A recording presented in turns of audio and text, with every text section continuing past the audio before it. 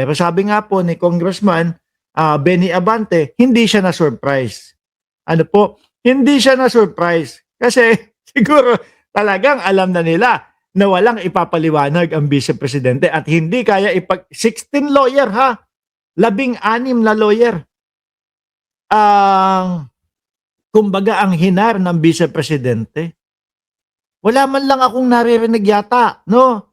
Doon sa 16 na lawyer, mga kababayan, na nagpapaliwanag tungkol mismo doon sa issue ng mga impeachment o ng impeachment ng Vice Presidente. Di ba?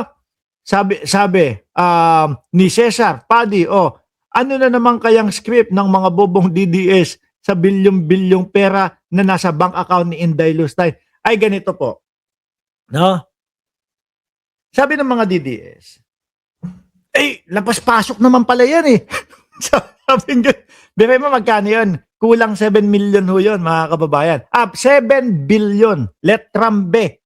No? Kung nagbibinggo ho kayo sa letram B, ganun, B.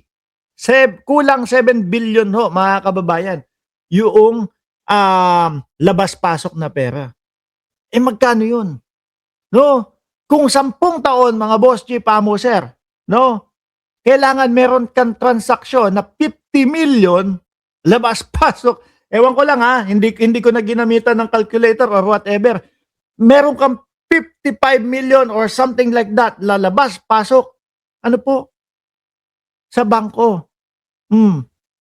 Para biruin nyo yung dami ng bilyon na yon, mga kababayan. No?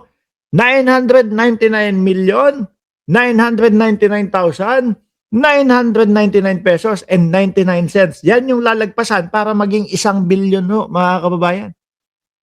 No? Ganong kalaki yung ipinagtataka ho, mga boss chief, sir. Yan lahat ng pinag-uusapan dito eh. Oho. Now, the Vice President has shown a pattern. Matapang sa salita, pero umiiwas sa tanong.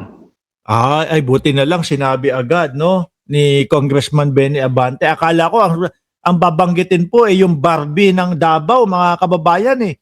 Matapang sa hamon, matapang sa suntukan, matapang sa sampalan, pero pag nandyan na, wala na. Atakbo, abaste. Hapunta a Singapore, abaste, no? Kala ko yun eh. Yung pala ang Vice Presidente.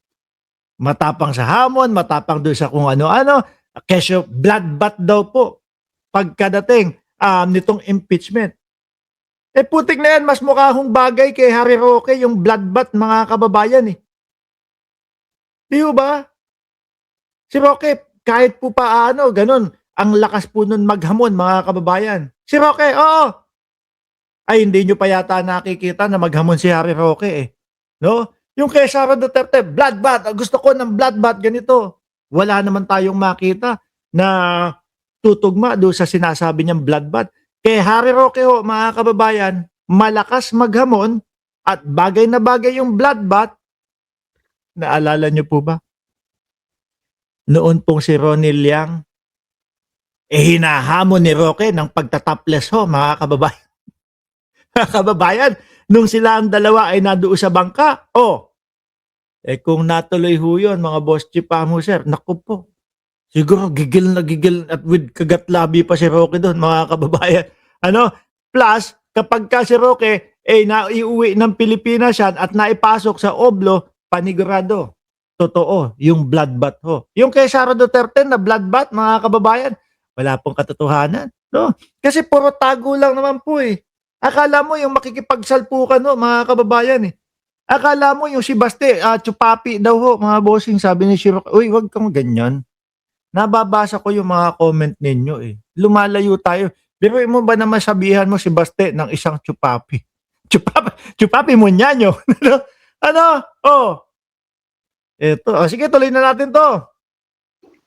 She is tough when speaking to media, when issuing statements, pero kapag haharap sa proseso, biglang nawawala. Madam Chair. Alam nyo, hindi ko nga maintindihan doon sa mga DDS. Ano po? Ang hindi ko maintindihan sa kanila, mga kababayan. Kapag yung mga, yan, sa mga media, haharapin ko, sasagutin na po namin sa tamang panahon. Naalala niyo yun? Dahil ang tamang lugar daw po para sa kanila, at yun yung isinasaksak sa tuktok ng ulo ng mga DDS, ang tamang oras at lugar para sa kanila ay yun daw pong Senado. No? Akala mo ganun, sasagutin namin lahat yan sa tamang lugar, which is yung Senado ang ibig sabihin ho, mga kababayan.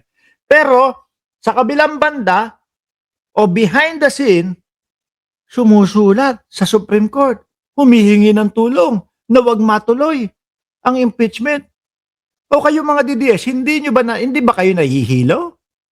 No, sabi nung Vice Presidente, gustong-gusto ko na maipaliwanag yan sa tamang lugar, sa tamang forum, sa tamang panahon. Tapos, kinokontra niya na umabot yung impeachment doon sa tamang lugar talaga.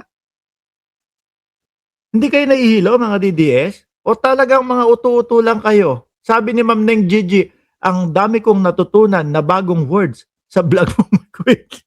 Grabe ka. Tuloy. This is not only about attendance. Aha. This is a preview of leadership. Sabihin ko ulit. Siguro kung ako talaga yung nasa sitwasyon nila at alam ko, mga kababayan, ay putik na yan. No? Siguro po naka-Amerikana pa ako. Naka-Amerikana ako, tapos nag-aantay na ako sa kanila. Tapos nakaganyan, sabay, yung matika. So, putik na yan, galit si Mark Ramos kasi magpapaliwanag talaga. No? Yung kanila, wala, hindi pumupunta, hindi ho sumisipot eh. Matalino talaga si Boss Mark, sabi ni Eli, ay salamat po, Ma'am Elizabeth Daito. Hindi, yun lang ho yung napansin ko naman sa kanila. No, sasagutin daw ho nila sa tamang panahon, sa tamang lugar, which is yung sa Senado ho. Kapag ka umakyat na sa Senado, nandoon na yung mga sagot nila. Pero, ang ginagawa nila, sumusulat sa Supreme Court. Uy, nagagalit si Leo Moico, oh. So, masaya ka na, yup ka? Kayo kasi 782. 781. Ginagalit nyo si Leo Moico. Yaba. Uy, wala. Nakaputik naman, oh. Baka naman pwede, oh. Makipagtalo ka naman sa amin, oh. Nung may katuturan, oh. Ano ba? Yabang mo. Magkano? Yan na naman ba? Paano ba naman hindi masasabihan itong mga ito na piso comment, mga bossing? Halos karamihan o lahat po sila, paulit-ulit lang, mga kababayan. Magkano ang bayad sa'yo? Adik ka din, bangag ka din. Puro ganun lang po ang kinukomento. Nasasabihan ng piso comment ho sila, mga kababayan. Kaya ho nagagalit si Badoy eh. No? Kung si Badoy man yung nasa likod ng boses na yon, bobo daw kayo. Kasi paulit-ulit daw yung mga comment nyo. Magdadalawampung minuto na ako nagsasalita dito. Hindi nyo maipaliwanag, hindi nyo depensa ang Vice Presidente. Bakit? Walang paliwanag at depensa. Kasi nga po, ultimo sila, wala silang marinig na paliwanag na manggagaling po sa Vice Presidente. Bakit? Yan, pinapatawag, no? Yung pagpapatawag po sa kanila, mga kababayan, pabor po sa kanila yan. No? Pabor po sa kampo ng Vice Presidente yan. Bakit po? Unang-una, kung ano po yung mga itatanong dyan, magkakaroon sila ng mga ideya pagka nasa Senado na po sila. Ito pala yung mga ganito, ito pala yung mga ebidensya nila, ito pala yung mga itatanong sa atin. O sige, meron tayong 1 buwan para pag-aralan, para pagpumanik sa Senado, sapul na natin lahat yan. O di ba? Pabor eh. Magiging parang training ground ho nila itong sa Congress, mga bossing. Di po ba? Pangalawa, alam ng mamamayang Pilipino na mayroon pong pagdinig diyan po sa Kongreso. Kung nangangailangan sila ng kakampi po sa kanila, tayo po yun eh. Taong bayan eh. Ano po? Kasi kapag ka narinig ng taong bayan na tama, maganda at maayos yung depensa ng kampo ng Vice Presidente, tayo pong lahat, totoo nga ang sinasabi ng kampo ng Vice Presidente. Kasi naipaliwanag niya ng maayos, naidepensa nila ng maayos. No? Totoong pinupolitika lang sila. Kaso hindi ho, mga kababayan. Yang due process na binibigay sa kanila, mga boss chief amo, sir, ang laking bagay ho niyan. Kung ako, ay nako, lalo na, alam ko na tama yung mga sasabihin ko at maganda yung mga sasabihin ko. Naku po, gustong gusto ko iparinig sa inyo yan lahat. Bakit? Kasi po, mga kababayan, magiging kakampi ko kayo. Di ba?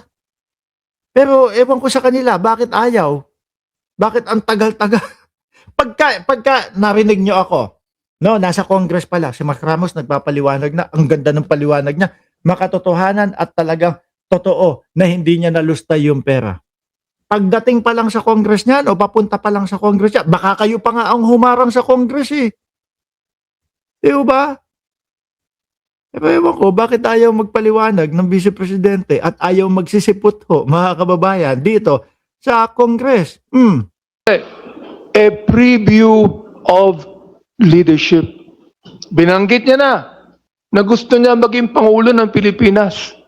So, ibig sabihin, Ayan. pag siya Pangulo ng Pilipinas, Hindi.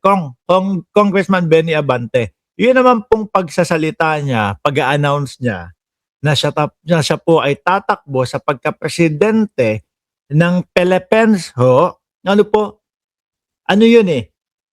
Gusto nilang yun yung naratibo nila at yun yung pumasok sa ulo ng mga DDS at ng mga Pilipino, no?